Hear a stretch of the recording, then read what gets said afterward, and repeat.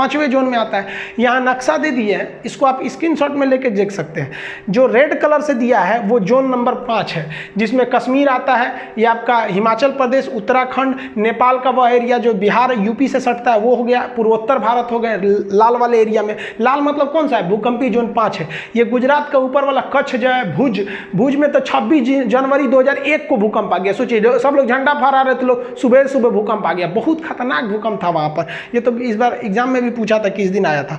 बाकी अगर आप देखेंगे तो भूकंपीय जोन 2, जहाँ से अब तो मेन शुरुआत हो रही है, हम आपको पहले ही बोले कि 1 नंबर खत्म हो गया। आप इस नक्शा में भी देखिएगा तो भूकंपीय जोन 2, 3, 4, 5 को बनाया गया है। तो देखिए दक्षिण भारत में ये वाला एरिया कम है, 3 नंबर में आ जाता है येलो जोन। तो यहाँ से आप कलर के हिसाब से जोन डिसाइड कर सकते हैं कि आप किस जोन में आते हैं। अभी जो बताएं वो आपके पीसीएस लेवल या फिर आपके यूपीएससी लेवल में वहां से ज्यादा क्वेश्चन आते हैं। अब ग्रुप डी, खलासी, चपरासी, गैंगमैन, सफाई कर्मी, इस सब के एग्जाम में क्या पूछेगा बच्चा वाला चीज कि भूकंप को किस मशीन से नापते हैं? तो सिस्मोमीटर से नापते हैं। ये मशीनमा का नाम है सिस्मोमीटर, ये नाप देता है वहां पर।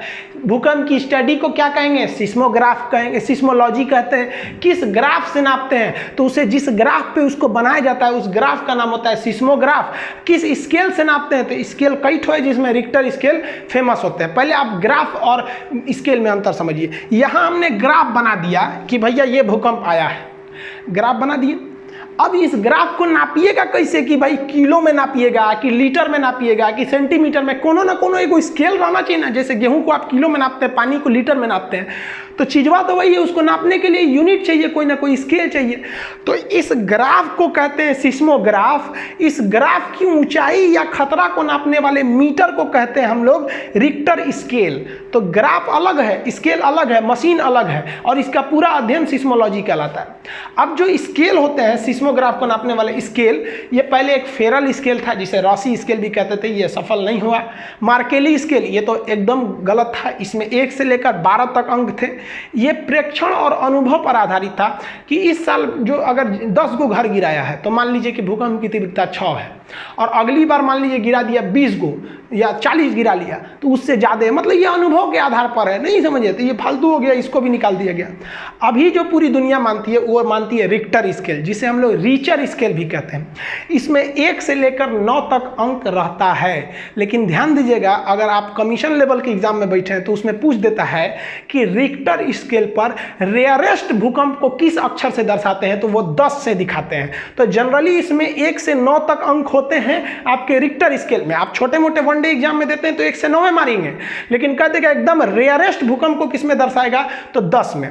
इसकी एक खासियत क्या होती है रिक्टर स्केल की, कि हर अंक अपने से पिछले अंक से 10 गुना ज़्यादा पावरफुल होता है।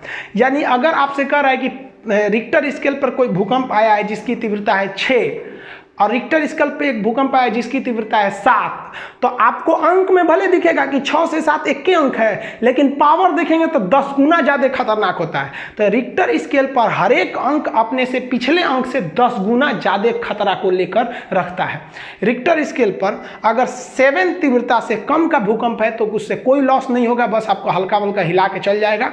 लेकिन अगर 7 तीव्रता का भूकंप है तो जरूर क्षति पहुँचाएगा, और 7 से भयानक जितने ज़्यादा आप चले जाइए और भयानक आ जाएगा। फुकुशिमा में तो आ गया था 9 तीव्रता का भूकंप। नेपाल में जो आया था 8.1 था, जो लाम्बाजुम जिसका सेंटर था 2015 वाला का। तो ये आप समझ गए रिक्टर स्केल, ये सब बच्चा वाला चीज है। आगे समझिए, देखिए एक लाइन आप पढ़े होंगे आइसोसिस्मल लाइन। आइसोसिस्मल लाइन जो होता है उसे हम समान तीव्रता यानी समान क्षति वाले एरिया को मिलाता है। जैसे मान लीजिए कि यहाँ भी आया 6 तीव्रता का भूकंप, यहाँ भी आया 6, यहाँ भी आया 6, यहाँ 6, लेकिन यहाँ आ गया 7। तो आइसोसिस्मल लाइन कैसे खींचेगा, इसे मिला दीजिए। तो एक जैसी तीव्रता वाले, जहाँ एक जैसी तीव्रता रहेगी वहाँ एक जैसे नुकसान भी होगा। तो समान तीव्रता वाले जगह को मिलाने वाली लाइन को कहते हैं आइसोसिस्मल लाइन। लेकिन ये पुराना हो गया ये क्वेश्चन। अब पूछता है कि होमोसिस्मल लाइन क्या है। तो होमोसिस्मल लाइन उस लाइन को कहते हैं जो टाइमिंग को बताता है। एक साथ भूकंप आ गया, जैसे मान लीजिए यहाँ कोई जगह 10 बजे भूकंप आया, एक जगह यहाँ भी 10 बजे आया, यहाँ भी 10 बजे आ गया, और यहाँ आया आपका 12 बजे। तो ये होमोसिस्मल में तो आएगा नहीं। ये भी 10 बजे आया, ये भी आया, ये भी आया। जो एक टाइम पर भूकंप को मिलाते हैं, समान समय को दर्शाएगा, तो वो हो जाता है होमोसिस्मल। और समान तीव्रता यानी समान क्षति को दर्शाएगा तो हो जाता है आइसोसिस्मल लाइन। ये वाला ज़्यादा पूछता है आजकल एग्जाम में। आप समझते हैं इसकी भविष्यवाणी या इसका प्रिडिक्शन किया जा सकता है कि नहीं? तो एक लाइन में जवाब है कि भाई आप भूकंप का वर्तमान समय में कोई भविष्यवाणी नहीं कर सकते हैं, लेकिन कुछ ऐसी सावधानियां हैं जिससे पता चल सकते हैं कि भूकंप आने वाला है या नहीं। जैसे कि वायुमंडल में रेडान गैस तो पाया नहीं जाता, ये सबसे भारी गैस है, लेकिन भूकंप और ज्वालामुखी आने से पहले इसकी मात्रा बहुत ज़्यादा बढ़ जाती है। तो जो मशीन है इसको नापने वाले बता देते हैं कि रेडान गैस बढ़ रहा है, इसका मतलब भूकंप आने वाला है। दूसरा कि वायुमंडल में इलेक्ट्रोमैग्नेटिक वेव अचानक बढ़ जाते हैं। अब जो मशीनें हैं इलेक्ट्रोमैग्नेटिक वेव को नापने वाली, वो भी बता सकती हैं। ये दोनों तो आप अपने मन से नहीं बता सकते हैं।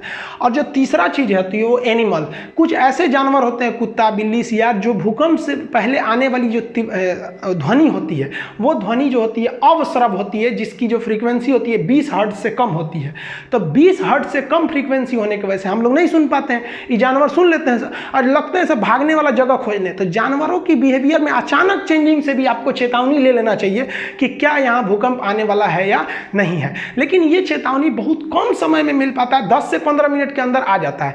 तो हमको कुछ सावधानी बरतनी चाहिए भूकंप के समय, उसे समझिए। देखिए, जब भूकंप के दौरान जब घर गिरते हैं तो बम देखिए जब मिसाइल वगैरह से हमला होता है ना, तो घर पूरी तरह से फंस जाता है। ऐसे भूकंप में ऐसा नहीं होता है, एक घर दूसरे घर पे गिर के फंस जाते हैं सब, इसलिए पूरी तरह से नहीं मर पाते, मतलब आदमी उसमें पूरी तरह से दब नहीं पाता है। इसलिए आप देखिए होंगे कोई घर गिर गया है, 2 से 3 दिन बाद भी उसमें से कुछ लोग जिंदा निकलते हैं। मतलब एक दीवार इस दीवार पे ऐसे फंस के अटक जाता है, नीचे थोड़ा सा जगह रहता है, आप उसमें बच सकते हैं। तो इसके लिए आपको करना क्या चाहिए, घर का जो कोना वाला एरिया है, कोना में क्या होगा कि ये भी दीवार एक दूसरे पे आके अटक जाएगी। आप बीच में रहेंगे तो भाई इधर कोई भी गिरेगा तो बीच में ना गिरता है, तो आप कोना में चले जाइएगा, कोई दीवार के कोने में चले जाना चाहिए। और कोई मजबूत चौकी वगैरह जो होता है उसके नीचे घुस जाना चाहिए। कभी कभी भूकंप क्या होता है, ज्यादा खतरनाक नहीं होता है। मान लीजिए 6 या 6.5 का भूकंप आया तो कोई छोटा मोटा छज्जा है या घर का 1-2 ईंट गिरेगा, पंखा उनका गिर जाएगा, खोपड़िए भी गिर जाएगा तो मर जाएंगे। तो मजबूत चौकी वगैरह के नीचे घुस जाना चाहिए। इससे क्या होगा कि कम तीव्रता का रहेगा तो आप बच जाएंगे, मुंह हाथ नहीं फूटेगा। कोना में खड़े हो जाएंगे तो जैसे कोना में खड़े रहेंगे तो गिरे उड़ेगा भी बिल्डिंग ना, तो थोड़ा सा आप सेफ हो सकते हैं। लेकिन सबसे जरूरी, जब आप घर बनवाइए तो घर बनवाते समय याद रखिएगा भूकंप रोधी छड़ जरूर दिलवाइएगा। गलती इंसान घर बनाने में 2 ही ठोकर देता है। एक जो पेंट कराता है तो पेंट में एंटी इंसेक्ट एक केमिकल आता है, वो पेंट में मिला के घर में पेंट कर दीजिएगा ना तो 5 साल तक कीड़े मकोड़े, मकड़ी उकड़ी, छिपकली वगैरह नहीं लगते हैं सर। तो आदमी ऐसे पेंट करा देता है, एकदम व्हाइट पुट्टी मार एकदम बड़ी। भाई साहब ये सब भी थोड़ा ध्यान रखा कीजिए। और लकड़ी के चीज़ पे पेंट मारते समय उसमें भी आपको मिला देना चाहिए कीटनाशक, घुन नहीं लगेंगे, तो ये तो नॉर्मल चीज़ है। लेकिन बिल्डिंग में जब छड़ दीजिएगा तो भूकंप रोधी छड़ जरूर दीजिएगा। ये क्या करते हैं सब, फ्लेक्सिबल थोड़ा होते हैं सब, भूकंप के छोटे मोटे झटके को रोक सकते हैं सब। दुनिया में सबसे ज़्यादा भूकंप अगर आता है जापान में, लेकिन उसने ये टेक्नोलॉजी का प्रयोग करके वहाँ बहुत ही कम लोगों की जान जाती है। अब ये भूकंप के अलावा एक चीज़ होता है सुनामी। सुनामी को जो होता है वो समुद्र के अंदर आने वाले भूकंप को ही सुनामी कहते हैं। आई होप आप ये सब समझ गए होंगे। एप्लीकेशन में इसका PDF वगैरह डाल दिया गया है। एप्लीकेशन जिस दिन आएगा उस दिन एप्लीकेशन की फीस बहुत ही कम रहेगी। देखिए एप्लीकेशन को हम कभी भी अलाउंस कर सकते हैं, जिस दिन एप्लीकेशन अलाउंस करेंगे उस दिन जो फीस रहेगा वो केवल 9 रुपये रहेगा। और 9 रुपये 2 रुपये GST लगेगा, यानी 11 रुपये में आपको 11 रुपये में बढ़िया चाय नहीं मिलेगा। केवल उस दिन 11 रहेगा, उसके बाद फिर फीस जो है ना बढ़ जाएगा उस दिन उसके बाद। इसलिए आप लोग अगर पढ़ना चाहते हैं बढ़िया से, 0 से लेकर एकदम कमीशन लेवल तक, तो भाई आप तैयार रहिएगा। फर्स्ट दिन लीजिएगा, पैसे बच जाएंगे, अगले दिन लीजिएगा फिर हमको नहीं बोलिएगा। समझ में आ गया? आप ये समझ गए होंगे। मिलेंगे नेक्स्ट वीडियो।